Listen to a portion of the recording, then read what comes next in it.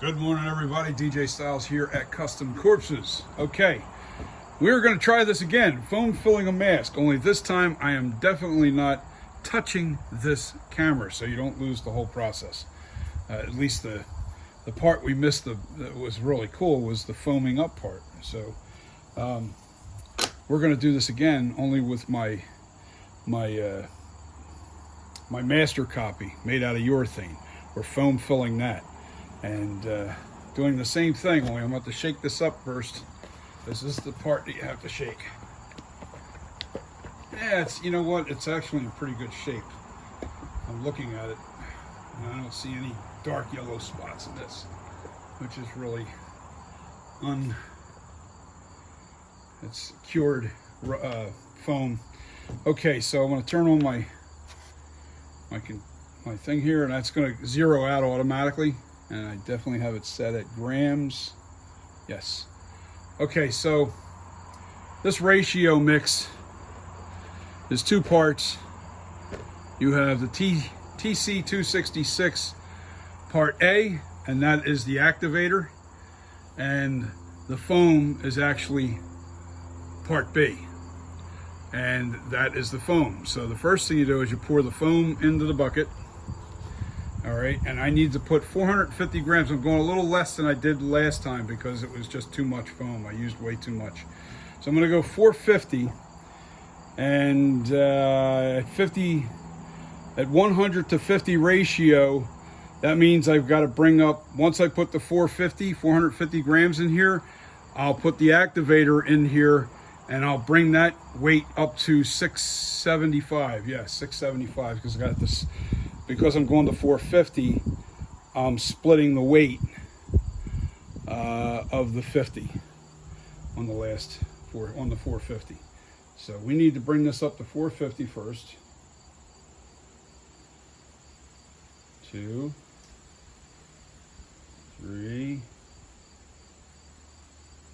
almost 4, 420. 30.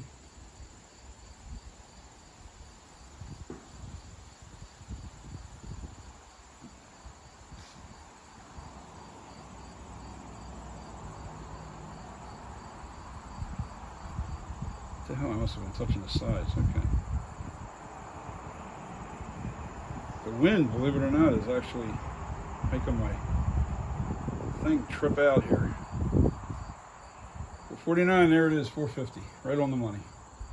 We're right on the money. Okay, it's balancing between 449 and 450, which is good.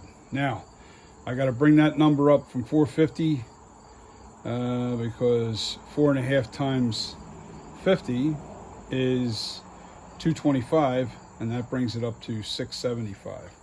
That's where I have to bring this total amount up, 675. All right, come on now. There we go. Bring the whole number up to 675. I'm not going to stir it right away because I want to make sure I get the camera over where it's at. 675 is where we need to be. Doesn't take much.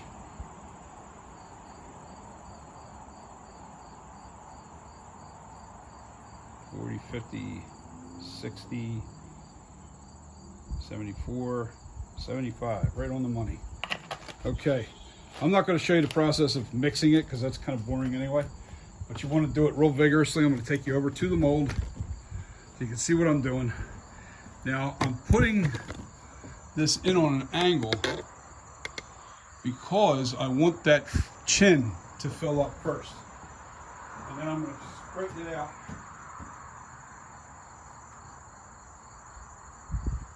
Activators in here. I'm going to mix this real fast so I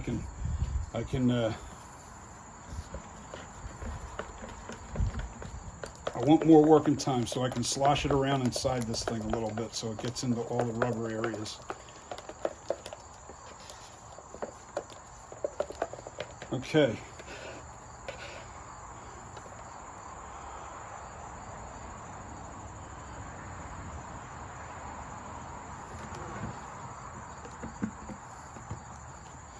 I'm gonna get up there.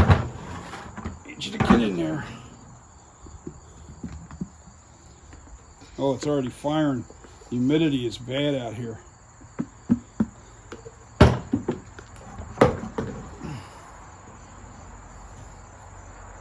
I want the tube in here.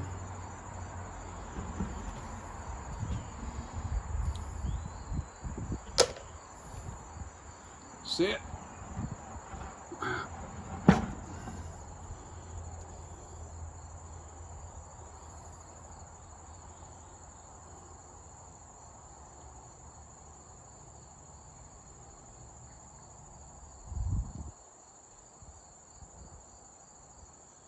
Isn't that cool, guys?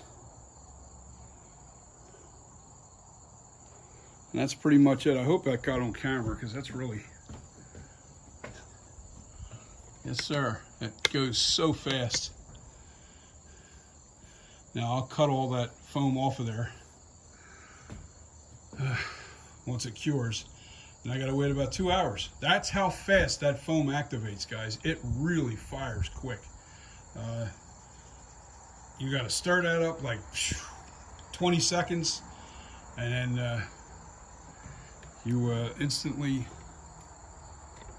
foam fill the mask. And this is a variable density foam. It's pretty soft. It's a very soft foam. It's actually it's kind of like a memory foam. Almost feels like a memory foam. So there you go. You pretty much seen now. You've seen what it does. I wanted to make sure you saw that. You seen that foam rising up? I cut this tube. Yeah, see, that's already really firm inside of there. Nice. Now I'll cut that tube down once I cut the foam off. I cut this foam down level with this, and I'll cut the tube down a little bit below that. And the tube is so I can put, like, you know, I can put this on a stand to take the pressure off the rubber on the neck. When this is flipped upside down or flipped upside right side up, and you demold this, you don't want your neck hitting the ground when you're making a mold. When you're molding this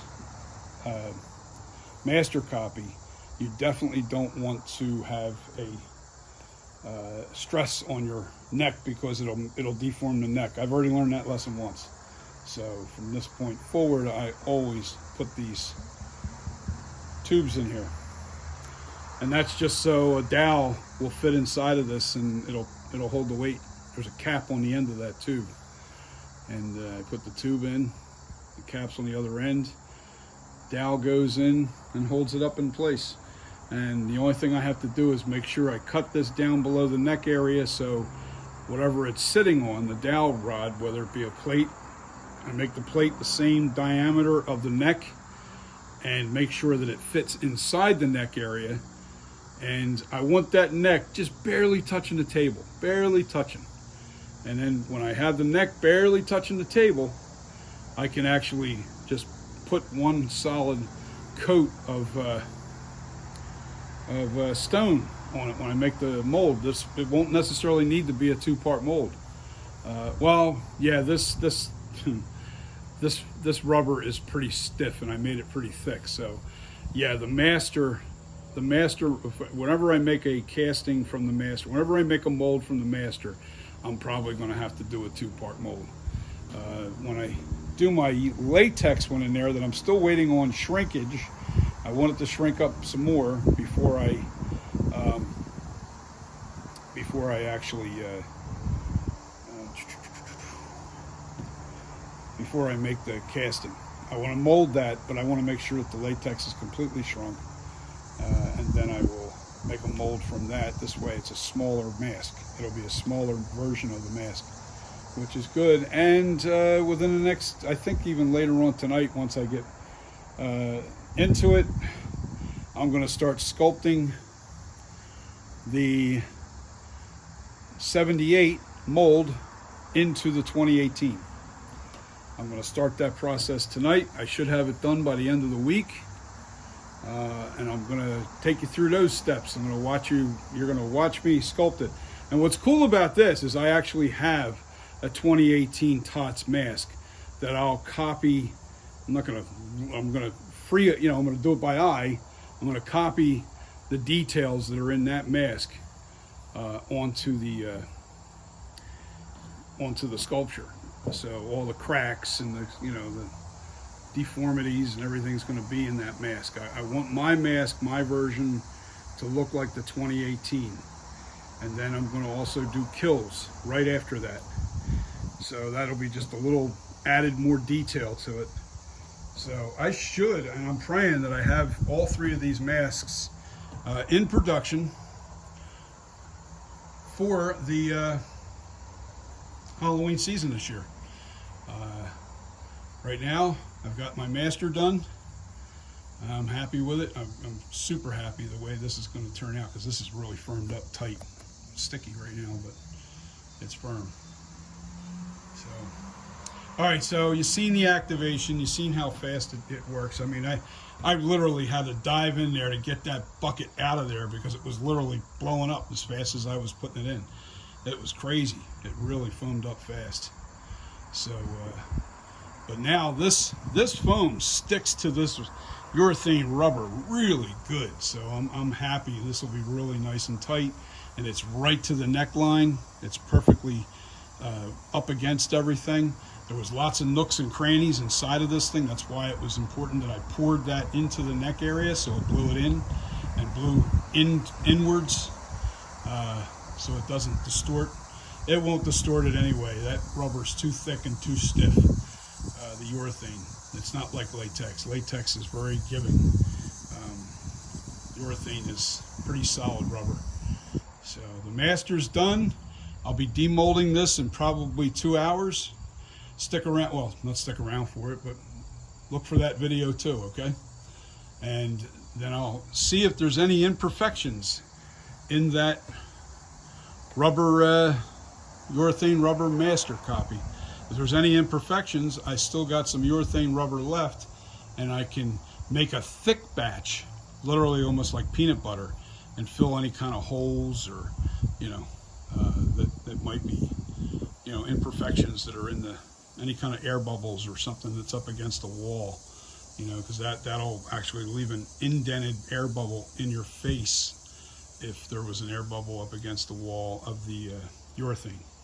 So I think I got all that out. I really do. I think I hit a home run with this master copy. But we'll see, won't we? All right, guys. Peace. See you. I'm going to do this probably next video in a couple hours. Bye.